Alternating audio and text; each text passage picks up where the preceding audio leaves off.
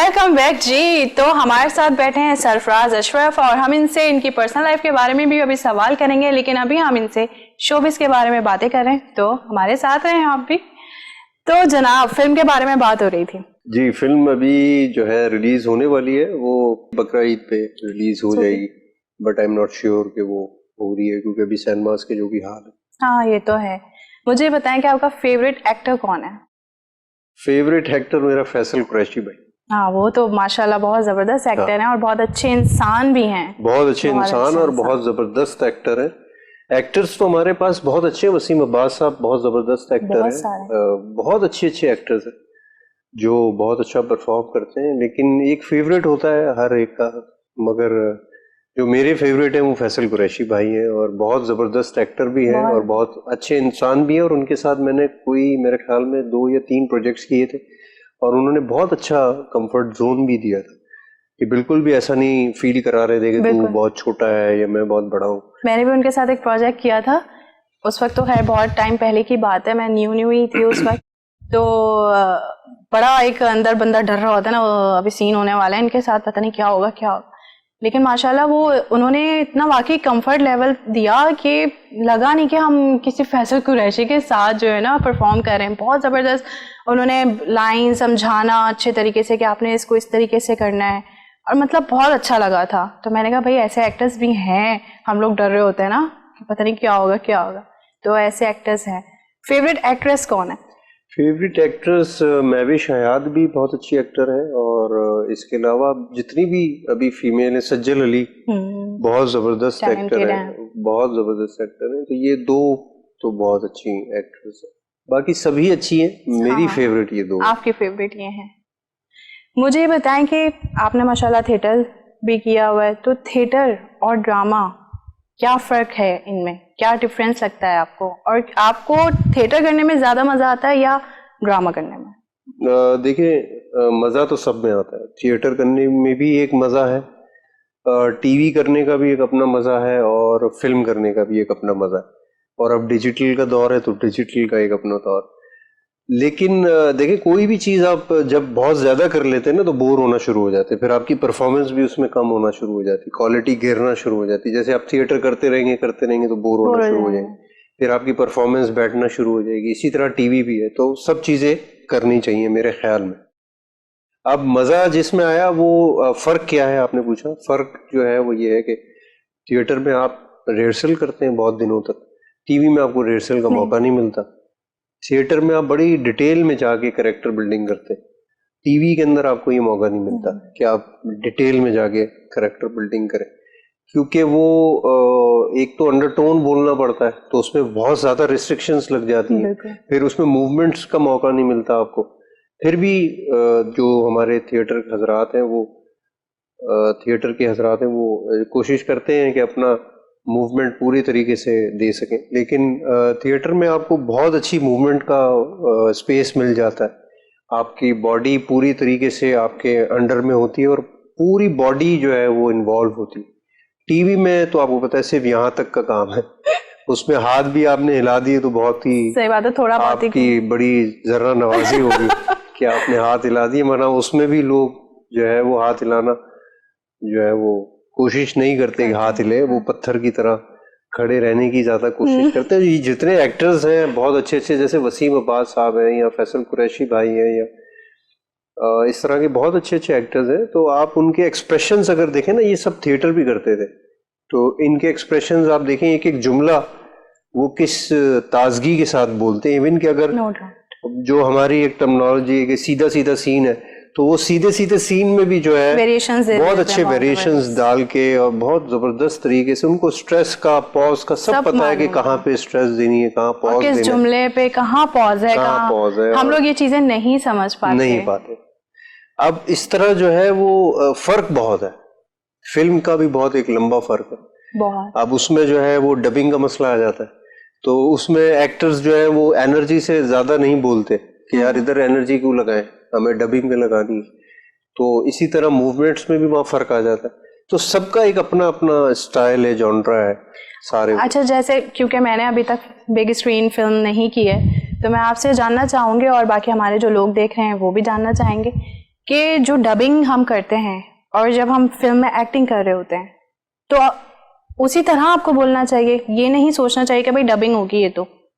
नहीं, देखिए उसी तरीके से बोलना चाहिए। आप जितनी एनर्जी लगाएंगे ना, एक छोटी सी एग्जांपल है कि अगर आप जोर से चीखते हैं तो यहाँ की नर्व फूलना शुरू हो जाती है।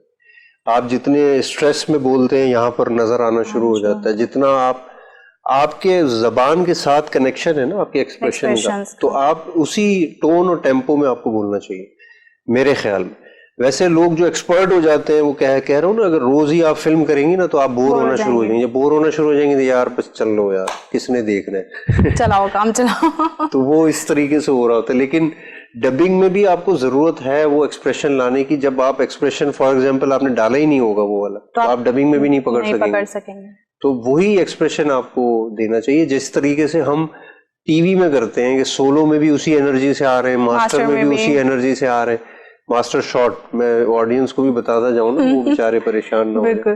तो सोलो शॉट में भी उसी एनर्जी से आ रहे हैं और फिर जब कोई रीटेक हो रहा है तो उसी एनर्जी से आ रहे हैं। तो एनर्जी जहां मिस होगी, अब फॉर एग्जांपल सोलो में एनर्जी आपकी कुछ है और मास्टर में कुछ है, तो वो मिसमैच हो जाएगी। ये प्रॉब्लम है। तो इसी तरह डबिंग में और ये मिसमैच हो जाएगी। अच्छा, मुझे ये बताएं कि जब आप मीडिया फील्ड में आए, आपने सोचा था कभी कि आऊंगा? जी बिल्कुल सोचा था, और बड़ी ताजगी के साथ सोचा था और बड़ी लंबी प्लानिंग के साथ आया था। ऐसा बिल्कुल भी नहीं है कि हादसाती तौर पे आ गया, और बहुत बड़ी बड़ी कुर्बानियां भी दी।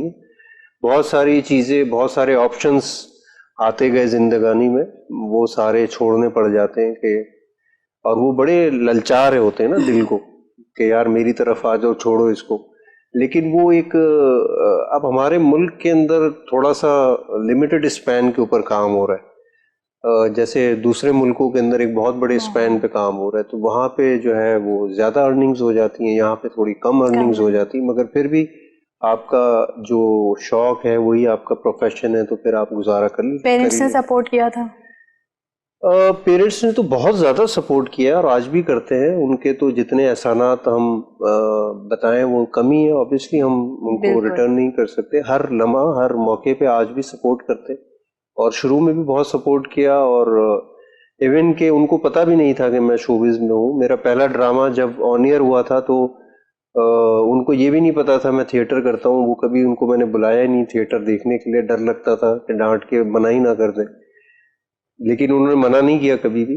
उसके बाद जब मेरा पहला ड्रामा ऑन एयर हुआ था तो वो मेरी कजन ने मेरी अम्मी को फोन करके बताया था कि आपका बेटा टीवी पर आ रहा है। तो उन्होंने उसी वक्त टीवी खोला तो मैं आ रहा था और मैं सामने ही बैठा हुआ था, जो सुनकर मैं भाग गया कि अब जो है वो पिटाई होने वाली है। तो वो फिर अम्मी ने जो है वो मेरी सोच से अपोजिट रिएक्शन दिया था, और वो बहुत खुश हुई थी और बहुत ज़्यादा उन्होंने तारीफ भी की थी, और वो बहुत ज़्यादा उनको अच्छा भी लगा था कि स्क्रीन के ऊपर मेरा बेटा आ रहा है। तो वो बहुत ज़्यादा अरसे तक तो हिडन स्ट्रगल चलती रही।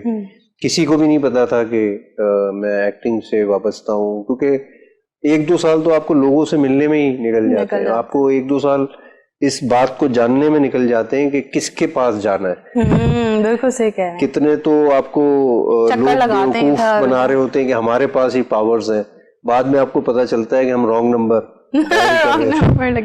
तो वो 1-2 साल तो वैसे ही निकल जाते हैं। वो लड़के समझते हैं, या न्यू लॉट जितनी भी वो समझती है कि अब मैं प्रोड्यूसर हूं तो मेरे पास भी आते हैं काफी लोग, तो मैं उनको यही समझाता हूं कि यार देखो, तुम स्टार भी बन जाओगे, तुम बड़े एक्टर भी बन जाओगे, सिर्फ तुम्हें सब्र रखना है।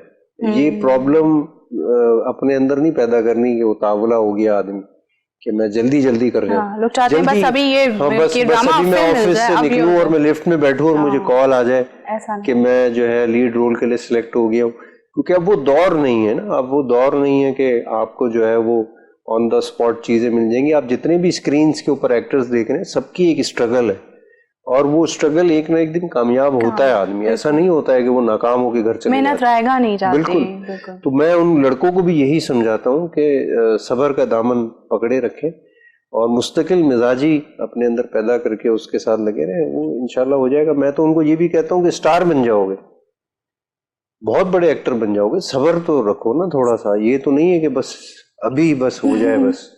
वो कहते हैं ना गरम गरम खाओगे तो मुंह जल जाएगा, तो थोड़ा हाँ सब्र बिल्कुल रखना ऐसे चाहिए। ही। आपने भी कितना सब्र किया, मैंने और मैंने बहुत भी कितना सब्र किया। सबने किया है, सही बात है। अच्छा मुझे ये बताएं, जो हमारे एक तो माशाल्लाह काफी एक्टर्स हो चुके हैं, मतलब पत्ता भी उठाएंगे तो एक्टर निकल रहा होगा, पत्ता भी उठाएंगे तो हाँ, आर्टिस्ट काफी निकल लोग रहा आ होगा। रहे हैं, सही बात। ऐसे तो आप क्या कहना चाहेंगे कि लोग आए, बिल्कुल आए, न्यूकमर्स आने लेकिन चाहिए? ये समझ कर ना है कि यार ये तो बड़ा आसान काम है, ये तो मैं कर ही लूंगा।